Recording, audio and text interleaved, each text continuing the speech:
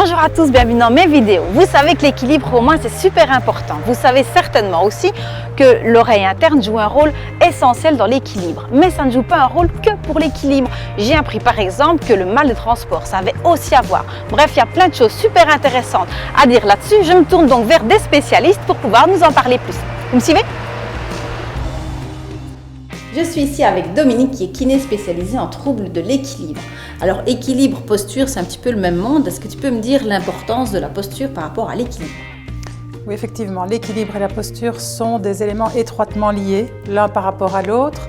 Il n'y a pas de bon équilibre a priori sans bonne posture et il n'y a pas non plus de bonne posture sans bon équilibre. Donc l'équilibre a priori, c'est un centre de gravité qui tombe juste au milieu, entre les deux pieds.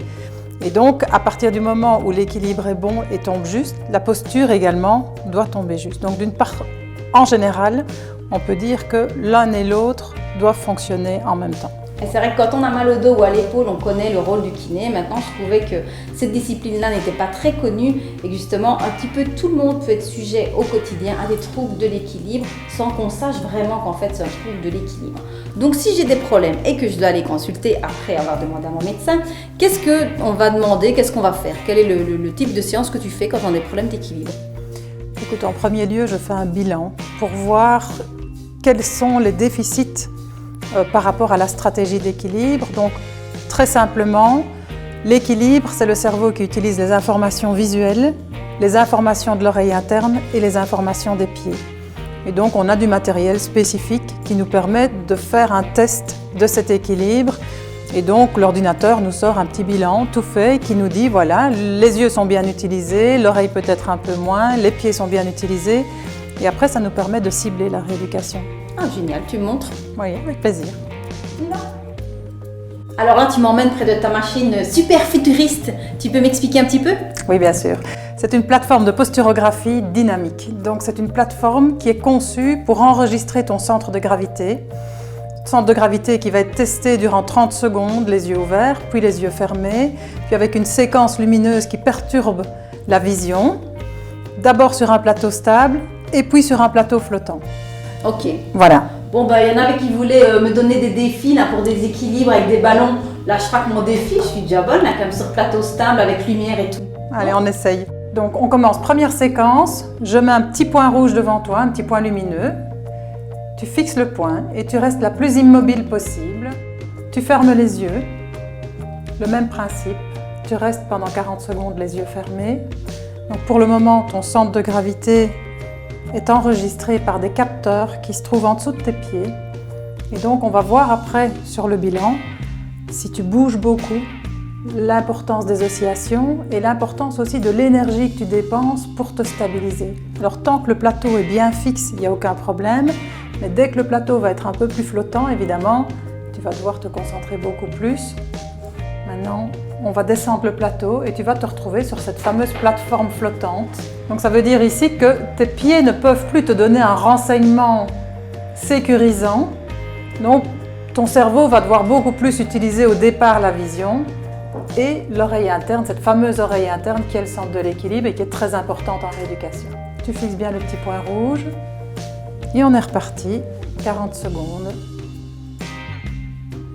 Très bien, séquence suivante. Ferme les yeux. Donc ici, globalement, tes pieds ne te donnent pas de stabilité. Tu fermes les yeux, donc tu n'as plus de stabilité visuelle non plus. Donc on va tester l'équilibre de l'oreille interne. Mais par exemple, si on marche et qu'on veut parler à quelqu'un et qu'on quitte la route des yeux, à ce moment-là, c'est l'oreille qui doit se mettre en état de contrôle de l'équilibre. Dernière séquence, on recommence l'optocinétique, donc la boule à facettes, à nouveau sur plateau flottant. Ici, on crée un conflit, donc on est encore un petit peu plus en difficulté que les yeux fermés, surtout chez les gens qui ont un équilibre qui est très visuel. Mais pour quelqu'un qui a des problèmes d'équilibre, c'est quand même hyper flippant, parce que ça bouge super fort quand même. Oui, alors effectivement, quand on fait un bilan, on le fait dans les conditions optimales, vraiment pour que le bilan soit parfait, mais dès qu'on voit que la personne est en difficulté, si par exemple c'est une personne qui est très craintive ou qui est anxieuse, quand on voit que ça ne va pas, évidemment, on ne va pas jusqu'au bout du bilan, on arrête. À partir du moment où on a l'information de savoir ce qui la met en difficulté, évidemment, le bon sens veut qu'on ne mette pas les gens en crise d'angoisse quand on les met sur notre plateforme.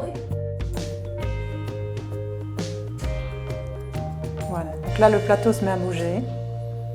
Il peut aller de haut en bas, de droite à gauche, d'avant en arrière. On peut faire une combinaison de tout, ce qu'on fait ici maintenant. Voilà. Donc là on est sur une vitesse un petit peu rapide. Mais ta stature et ta posture de grande sportive évidemment ne te posent aucun problème. Alors tu continues le même exercice les yeux fermés. Donc ici on a juste une stimulation de haut en bas. Ça s'appelle une stimulation autolytique. Voilà. Parfait, tu ne bouges pas. J'augmente un petit peu la pression. C'est Orangina, secoue-moi. Voilà. Maintenant, évidemment, je rends les choses un petit peu comiques parce que je sais que c'est toi et parce que je sais que tu n'es pas en difficulté. Mais effectivement, je ne le fais pas à cette dose-là chez tout le monde. Alors, je te montre un autre programme. On peut faire simplement des petits exercices d'inclinaison de gauche à droite ou d'avant en arrière. Là, on part en avant-arrière. Et tu te débrouilles drôlement bien, hein? C'est parfait. Donc voici un autre type d'exercice qu'on peut faire qui est un petit peu plus ludique pour la rééducation.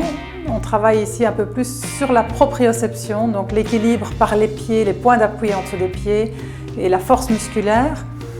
Donc théoriquement, Séverine, tu dois te trouver sur les bandes de roulage et pas sur les bandes d'arrêt d'urgence et tu dois dépasser par la gauche, mais bon, ceci n'est pas un exemple de conduite, mais juste d'exercice d'équilibre. Donc, nous sommes sur un plateau stable dans ce cas-ci.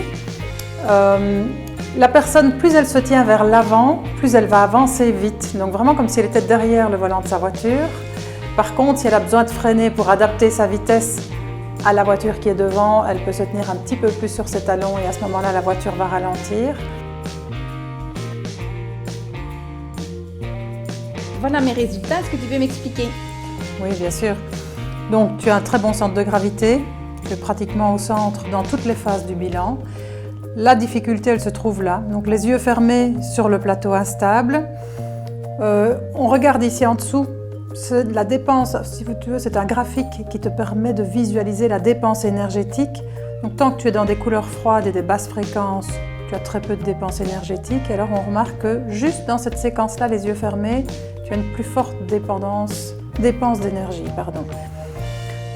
Ceci dit, chez un sportif de haut niveau ou chez un sportif comme toi, que je considère quand même de haut niveau, on a souvent ce genre de graphique parce que la stratégie d'équilibre n'est pas obligée de passer par l'oreille vu qu'il y a déjà une très bonne force musculaire derrière et une très bonne vision derrière. Donc, on dira que dans un bilan comme le tien, si la personne n'a aucune plainte, évidemment, on ne fait rien du tout. Si la personne, par contre, a un bilan comme celui-là et qu'elle se plaint de petites instabilités, alors on sait que c'est vraiment sur cette séquence-ci qu'il faut plus travailler. Ok.